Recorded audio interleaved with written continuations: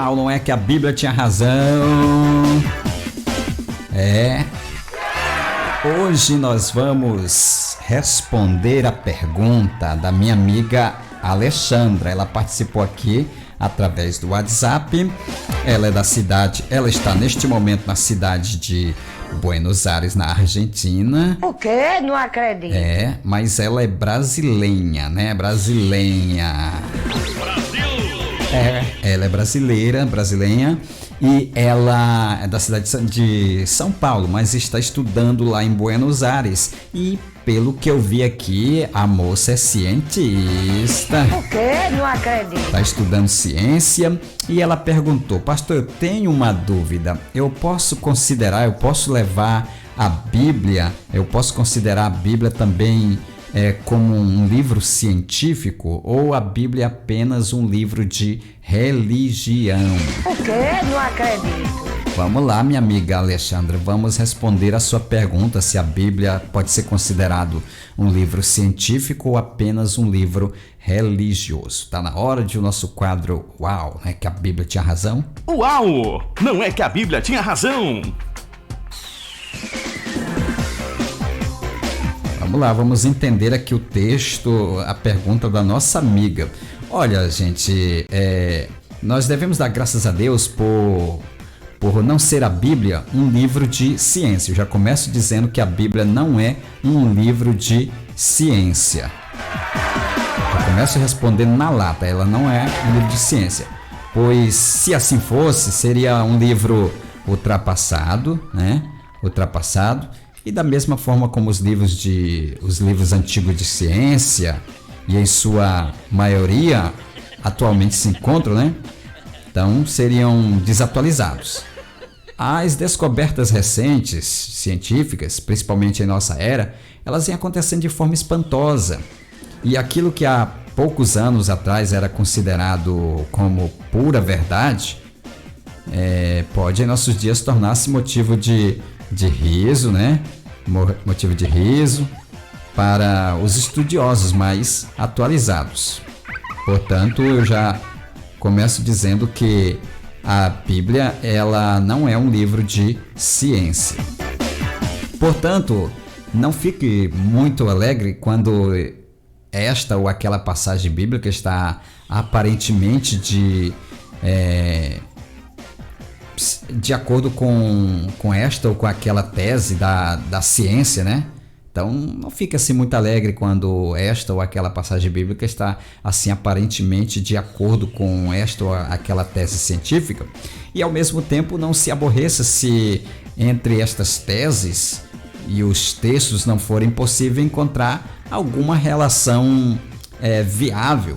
São coisas diferentes e não precisam necessariamente está de acordo, mesmo porque a Bíblia ela fala a linguagem dos homens. A Bíblia fala a linguagem dos homens, a que originalmente foi escrita, né? Então a linguagem original que os homens falavam na antiguidade, né? Então a Bíblia ela é sim um livro de religião. A Bíblia é um livro de religião e nessa matéria não há nela nenhum equívoco ou afirmação errada. Isto deve bastar-nos, né? Que os livros de ciência falem de ciência e de religião verdadeira fala a Bíblia, religião verdadeira. Vale ressaltar que a Bíblia é o livro da religião verdadeira, né? Tem várias religiões, mas a verdadeira religião é a religião que a Bíblia apresenta. Sendo assim, por exemplo, ninguém deve preocupar-se com a possibilidade da narrativa da criação, lá em Gênesis, está ou não de acordo com as hipóteses científicas modernas. Devemos sim buscar nestes relatos a mensagem religiosa para nós. O autor humano não era nenhum cientista. Vale ressaltar que o autor humano ele não era nenhum cientista e não pretendia dar-nos ali um relato pormenorizado de como foi feito, né? Como foi feito tudo. Ele procura ali mostrar, e o faz de forma brilhante, quem é o Criador do universo. Também nesse relato de Levítico, capítulo 11, versículo 13 ao 19, não deve ser motivo de preocupação para os crentes, né? Esse relato de Levítico 11, 13 ao 19. Porque se a gente for ler o texto que segue, como ele segue, por exemplo, dentre as aves, o texto aqui de Gênesis falando sobre as aves, né? Abomináveis, entre as aves abomináveis não se pode comer, que não se comerão serão abomináveis, a águia, o quebrantoso, o chofrango, né? O arçô, o falcão, segundo sua espécie, todo corvo, segundo a sua espécie, a avestruz, o mocho, a gaivota, o gavião, segundo sua espécie. Então, o bufo, o corvo marinho, a coruja, o porfirião, o pelicano, o abutre, a cegonha, a garça, segundo sua espécie, e a polpa e o morcego. Então, são animais que cientificamente a Bíblia diz que não devem ser comida, né? Não deve ser utilizado como comida esses animais. Então, aqui é uma relação de aves consideradas, segundo a lei cerimonial, imundas, as quais não deveriam servir de alimento para o ser humano.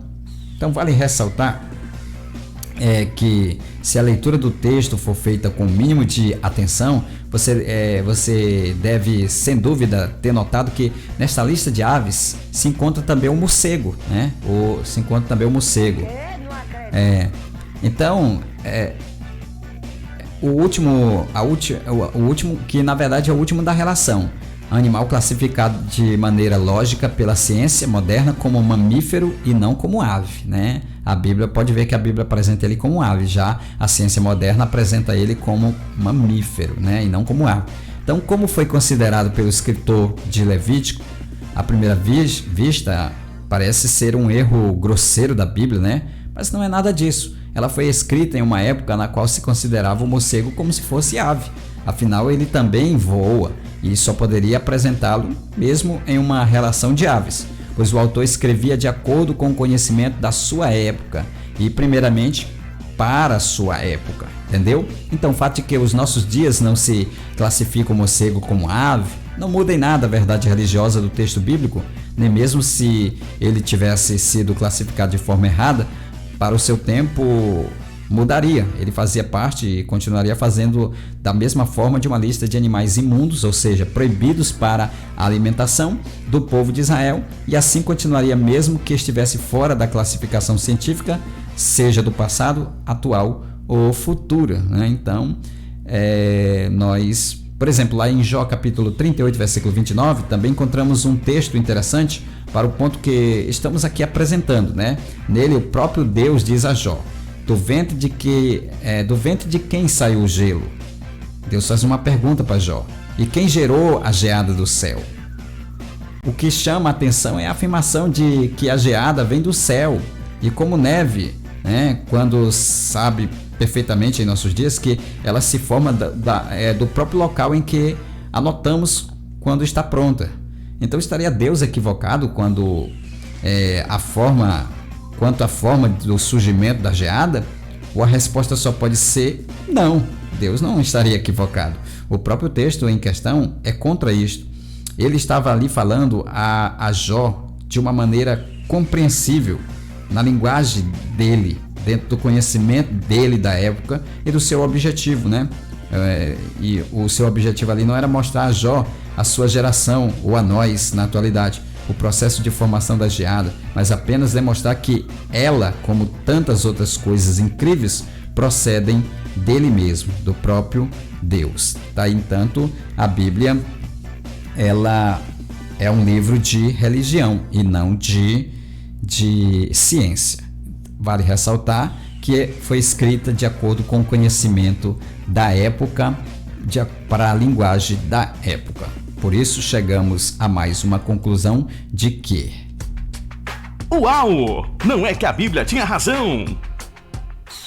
Pessoal, a Bíblia sempre vai ter razão e nós sempre vamos estar equivocados, porque a Bíblia, ela é inerrante e infalível palavra de Deus. Chegou agora, perdeu o uau, não é que a Bíblia tinha razão? Daqui a pouquinho, vai lá no nosso canal no YouTube, que tá lá, tá bom? Então, se inscreva no nosso canal e compartilhe essa mensagem para que todos venham conhecer venham saber que a Bíblia ela é inerrante e infalível, palavra de Deus. Depois de todos esses esclarecimentos, só nos resta agradecer o seu carinho, sua companhia e sua audiência, tá bom? Eu vou ficando por aqui, vou deixar vocês agora com a Célio Trindade, porque a partir de agora a conversa é com a Célio Trindade, trazendo as principais notícias de destaques do nosso país, tá bom? Volto na terça-feira, se Deus nos permitir, com mais um Bom Dia, Super Dia. A todos vocês, uma ótima tarde e a paz do Senhor.